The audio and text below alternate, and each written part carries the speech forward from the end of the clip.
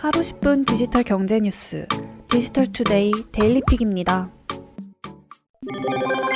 조 바이든 대통령이 정식으로 취임하면서 초강대국 미국의 새로운 시대가 열렸습니다. 국내 정치, 경제, 산업에 미치는 영향도 변화가 예고되었죠. 우선 대북 정책을 살펴보면 큰 변화가 불가피할 전망입니다. 비핵화를 북미 관계의 선결 과제로 생각하는 미국의 방침을 고려하면 관계 개선에 상당한 시일이 걸릴 것으로 예상됩니다. 트럼프 정권 내내 의견차를 좁히지 못했던 방위비 분담금 협상은 바이든 대통령이 한미 동맹을 중시하는 입장임을 고려할 때 10%대 인상안으로 조기 타결될 것으로 보입니다. 경제와 금융 부분은 긍정론이 일고 있습니다. 세계 경제에서 불확실성이 줄어들고 미국의 경기 부양 정책에 한국이 수혜를 받을 수 있기 때문입니다. 바이든 정부는 취임에 맞춰 2,000조 원 규모의 천문학적 경기 부양책을 추진합니다. 이전 트럼프 정부와 비교해 국제 규범을 준수하고 환경, 노동 문제를 중시할 것이라는 분석이죠. 반면 금융규제는 강화할 것으로 보입니다. 금융소비자보호국 국장에 미국 연방거래위원회 로힛 초프라 위원을 상품선물거래위원장에는 게리 갠슬러를 지명했습니다. 미국 증권가의 불건전한 투자 및 소비자 보호 관행에 적극 대응할 것으로 보입니다. 더불어 빅테크 기업들에 대한 규제는 바이든 행정부 아래서도 계속될 가능성이 높아 보입니다. 미국의 중국 압박 정책 역시 트럼프 행정부 당시와 온도차는 있을 뿐 지속 시행할 것으로 예상됩니다. 스마트폰 제조를 주력 사업으로 삼고 있는 LG전자의 MC사업본부 매각설이 눈덩이처럼 커지고 있습니다.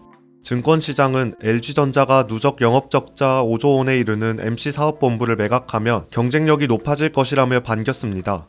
매각 소식 전에는 14만원대에 맴돌던 LG전자 주가는 이틀간 상승해 21일 18만 5천원에 마감했죠. 자본시장에서는 LG전자가 3월에 매각될 것이라는 소문이 돌고 있습니다. 현재 3,700여 명 수준의 정규직은 일부 이동하고 나머지는 매각 회사로 이동합니다. 인수가 유력한 회사로는 구글, 마이크로소프트, 페이스북, 폭스바겐 그리고 베트남 빈그룹의 빈스마트가 거론되고 있습니다. 가장 인수에 적극적인 업체는 베트남의 빈스마트로 알려지고 있습니다. LG전자는 MC사업 부문의 전체 매각이 어려우면 분할 매각도 검토 중인 것으로 알려졌습니다. 만약 매각에 실패하면 LG전자는 스마트폰 ODM 비중을 크게 높여 중저가폰 위주로 판매하고 점차 규모를 줄여가는 방향으로 개편할 것으로 예상됩니다. 네이버는 네이버 플러스 멤버십을 더 낮은 가격으로 이용할 수 있는 상품 연간 멤버십을 출시했습니다. 네이버 플러스 연간 멤버십은 46,800원에 가입할 수 있습니다. 월간 멤버십으로 12개월 이용할 때보다 20% 저렴한 가격입니다. 멤버십 가입 과정에서 연간 이용권을 선택하면 됩니다. 네이버 플러스 멤버십 회원은 쇼핑, 예약 등 네이버 서비스에서 네이버 페이로 결제 시 월간 구매 금액에 따라 최대 5% 적립이 가능하고 디지털 콘텐츠 혜택을 누릴 수 있습니다. 디지털 콘텐츠 혜택으로는 네이버 웹툰 시리즈 쿠키 49개, 네이버 시리즈 온 영화 무료 쿠폰 1장, 네이버 콘텐츠 체험 100 중 한 가지 혜택을 골라 이용할 수 있습니다. 지난 2020년 6월 출시된 네이버 플러스 멤버십은 약 6개월 만에 250만여 회원을 확보하며 빠르게 성장하고 있습니다. 글로벌 진출을 노리는 국내 게임사들이 중국과 일본에 이어 대만 시장 공략에 박차를 가하고 있습니다. 판호로 인해 중국 시장 진출이 어려워진 가운데 대만 시장을 대안으로 삼고 있습니다. 업계는 대만이 다른 나라들에 비해 한국 게임에 대한 이해와 적응이 빨라 상대적으로 진입 장벽이 낮다고 보고 있습니다. 이미 다수의 국산 게임이 대만에서 흥행 사례를 기록하며 이를 입증했죠. 카카오 게임즈는 신작 모바일 게임 오딘 바랄라 라이징을 대만에 출시합니다. NC소프트는 모바일 MMORPG 리니지2M을 대만과 일본에 동시 출시합니다. 이미 현지에서 사전 예약을 받고 있죠. 리니지2M은 올해 상반기 안으로 출시할 예정입니다. 넷마블도 제2의 나라를 한국과 일본, 대만에 동시 론칭합니다. 넷마블은 앞서 7개의 대죄 그랜드 크로스를 한국과 일본에 동시 출시한 이후 대만에 출시했습니다. 7개의 대죄는 출시 18시간 만에 대만 시장 1위를 기록하며 흥행에 성공했습니다. 웹제는 국내보다 먼저 대만의 게임을 선출시했습니다. 지난해 2월 출시된 뮤 아크엔젤은 출시 직후 대만 구글 플레이와 애플 앱스토어에서 바로 매출 1위에 올랐습니다. 현재까지 매출 상위권을 유지하며 인기리에 서비스되고 있습니다. 시장 조사기관 유주에 따르면 대만 게임 시장은 전 세계에서 15번째, 아시아에서는 5번째로 큰 시장으로 약 1조 4천억 원 규모인 것으로 알려졌습니다. 정부가 올해 전기차, 수소 전기차 등 무공해차 보조 지급 방안을 확정 발표했습니다. 전기차 국고 보조금은 작년보다 100만원 줄어든 최대 700만원입니다. 이에 더해 이행 보조금과 에너지 효율 보조금 기준을 충족하면 최대 800만원까지 지급받을 수 있습니다.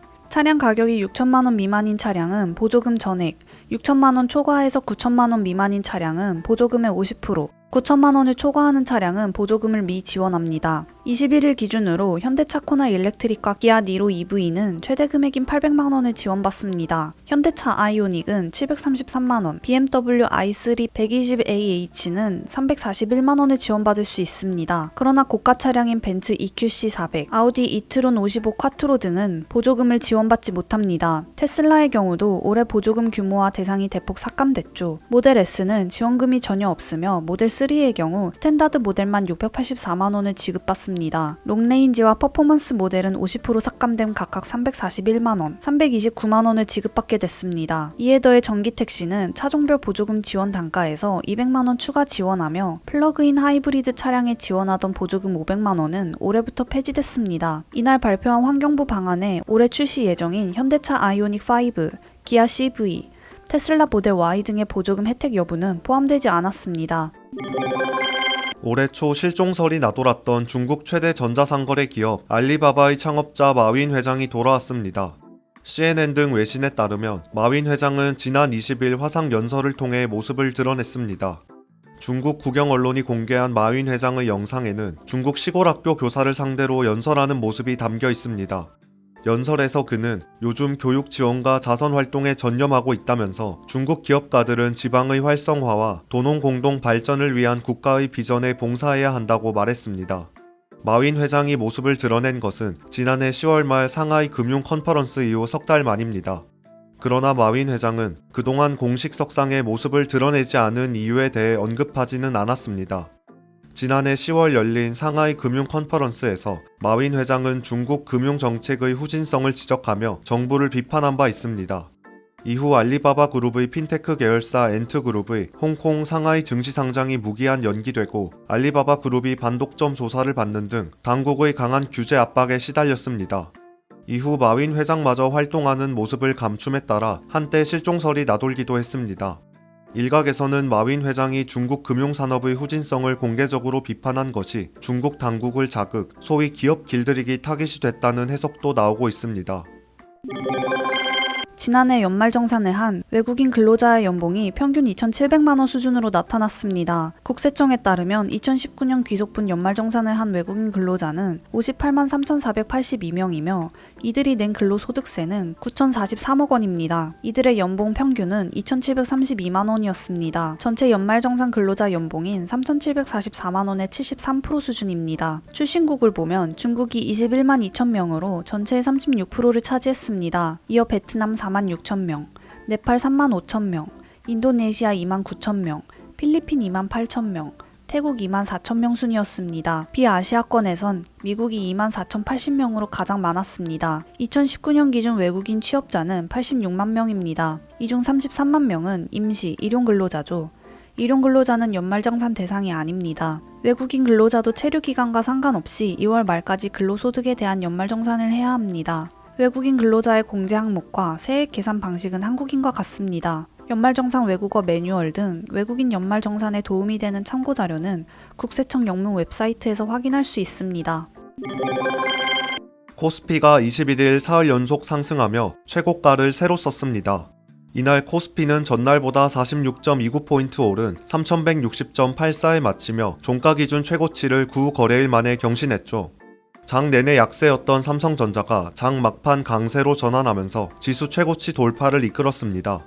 이날 증시는 조 바이든 미국 대통령 취임 소식에 투자 심리가 살아나는 모습이었습니다.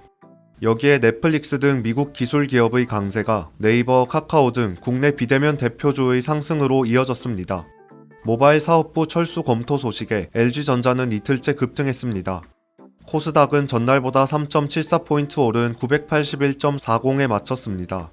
서울 외환시장에서 원달러 환율은 전날보다 2.1원 내린 달러당 1098.2원의 거래를 마감했습니다. 행복한 하루 디지털투데이였습니다.